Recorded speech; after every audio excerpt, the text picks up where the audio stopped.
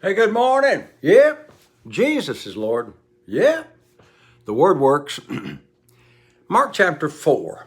Jesus said, if you understand this parable of the sower sowing the word of God, you'll be able to understand everything in the Bible. Very, very important. And when I taught at a Bible college, I used to make the students memorize that. That's how important it is. Now, he gives us the personal explanation and starts out by saying, the sower sows the word. So the subject here is the word, not the sower, not the heart or the soil. Now, we can use each of them and study each of them, but the subject is the word.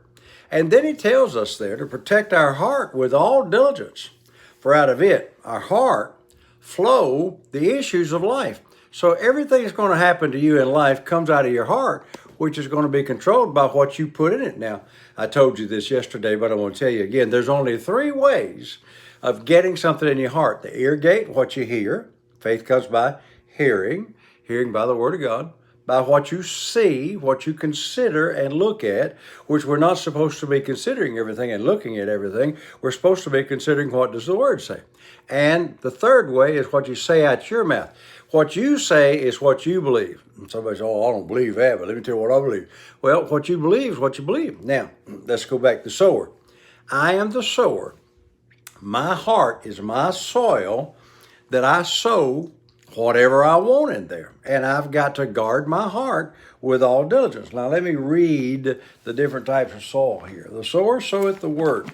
Then he tells us, these are they by the wayside, but when they have heard, where the word is sown, but when they have heard, Satan cometh immediately to take away the word that is sown in their hearts. Now, the reason for that is he knows if you sow the word, whether it's good soil or not, it will produce. And what he's after is the word, and to keep the word from producing in your life. These are they, likewise, which are sown on stony ground, who, when they have heard the word, immediately they receive it with gladness. But they have no root in themselves. Verse 17, Mark chapter 4. They have no root in themselves. They don't let the seed take root and grow, and so endure but for a while. Afterward, when affliction or persecution arises for the word's sake. There it is again. The persecution and affliction don't arise because Satan don't like you. He don't like the word, and he knows if it gets in there, it'll produce. And these are they which are sown among thorns, such as, hear the word, but the cares of this world, what's going on around them, making enough money to pay your bills. The cares of this world, what, the news media is saying, all that junk. And the deceitfulness of riches. Riches will not buy happiness, it'll help, but it won't buy it. The deceitfulness of riches and the lust of other things entering in choke the word. Notice it says it chokes the word, and it, the word, becometh unfruitful. Then there's a fourth group, which I believe all of us are. These are they which are sown on good ground, such as hear the word and receive.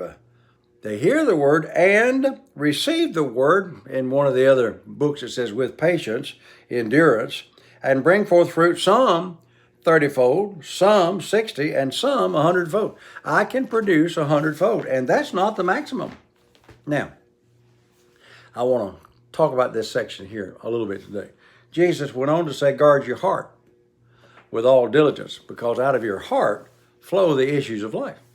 In other words, what's in your heart, out of the abundance of the heart, the mouth will speak, and thou art snared by your words. And so you're going to have what you say about your situation, not what somebody else says. You're not going to have what I say about you. Now, I pray with you. I have people from time to time send me a little note or something and say, will you pray for me about this? Surely, I'm glad to. Surely, gladly, I'll pray with you, but it's your faith that's going to get the job done. My agreement will just add some help to it.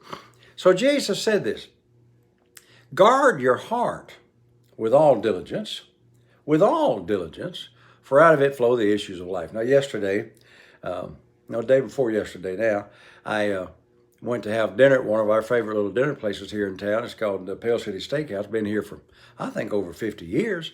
We've been eating there for 16 or 17 years, and I like it. They cook good food, price is good, they fix nice vegetables. And I got to looking around, there wasn't nobody in there but old folks. I said, I can't eat here anymore. Pat said, why? I said, because the image it puts before me. I said, I'm not old, not going to get old. The Lord's renewing my strength, and I can run through a troop, leap over a wall. And if I keep putting old in front of me, I'm going to think old and look old and walk old and have to have help to get up out of my seat and all that other stuff. I said, I cannot put that before my eyes and begin to expect it. You said, oh, come on, Frank. No, Jesus said, guard your heart with all diligence. You don't need to watch everything that's being said on social media or regular news. It'll drive you crazy. And you'll think that the world's going to hell in a handbag, and a lot of it is. But I still believe Jesus is Lord. I still believe the Word is working. I still believe that if my people which are called by my name shall humble themselves and pray, He'll hear from heaven and He will heal our land. I still believe the Word. I'm planting more Word than I am yuck. Now, you can sit there and watch television all day. I don't even have one. I hadn't watched one in 20 years. I don't want one because of the yuck that is spews out there. And you set that before you, and then you're going to believe that and say that and have that. You choose. Now, we had a little garden when we were a kid. My dad always chose the corn, the squash, the okra, the beans, tomatoes, peppers, and we planted what we wanted. We didn't plant what we did not want. So you got to realize this heart will produce whatever you put in it. In fact, my daddy's garden would have produced marijuana had we planted it. The soil is not the one that chooses what it produces. The soil only can produce what you plant in it. So choose the Word over the television. Choose the Word over politics and let the Word grow up. We'll talk a whole lot more about this tomorrow. So until I'm with you tomorrow, saints, remember all day, hey, Jesus is Lord. Thank God the Word works.